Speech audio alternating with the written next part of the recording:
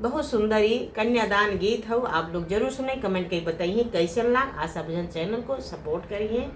जय श्री राम। होई पराई अपने अंगना के गुड़िया, होई पराई अपने अंगना के गुड़िया,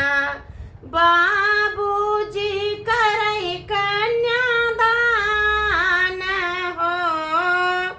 होई पराई अपने अंगना के गुड़िया, बाबूजी करई कन्यादान जी।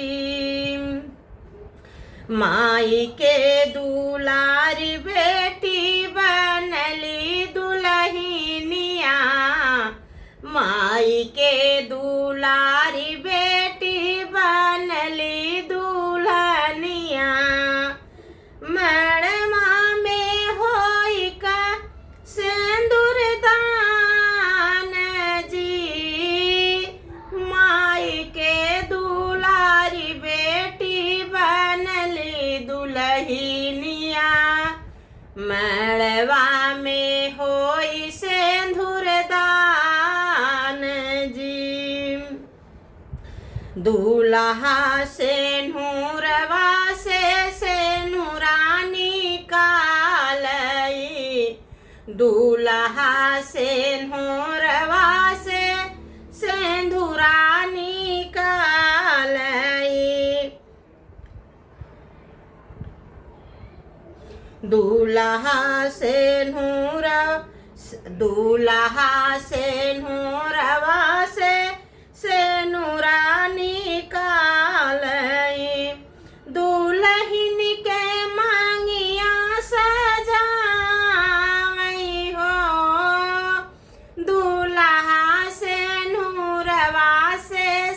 नूरानी कालई, दुल्हन के मांगिया सजावई हो,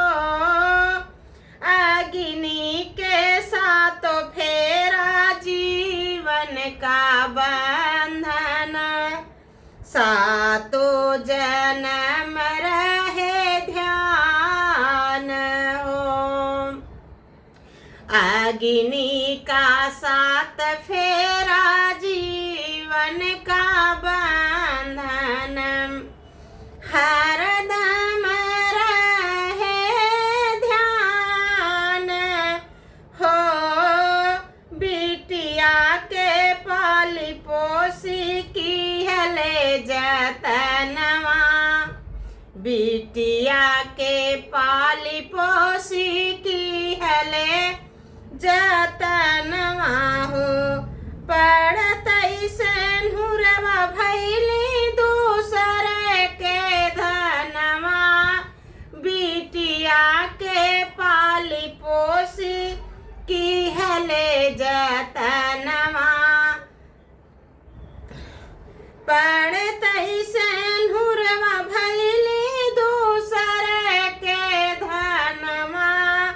नैहर से डोली जाई पिया के नगरिया, नैहर से डोली जाई पिया के नगरिया, इहै बाटे विधि के विधान हो, नैहर से डोली जाई पिया के नगरिया, इहै बाटे विधि के विधान हो, होई पराई अपने अंगना के गुड़िया, बाबूजी कर कन्यादान हो, भैया जे हमराई धरवाजे तोड़नी, भैया जे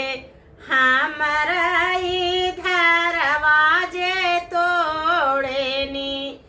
धरवा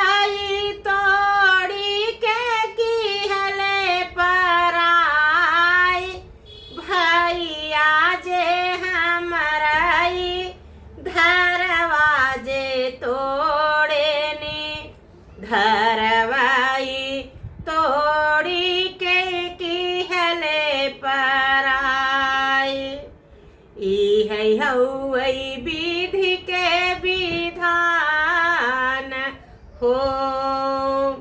ई है हउई विधि के विधान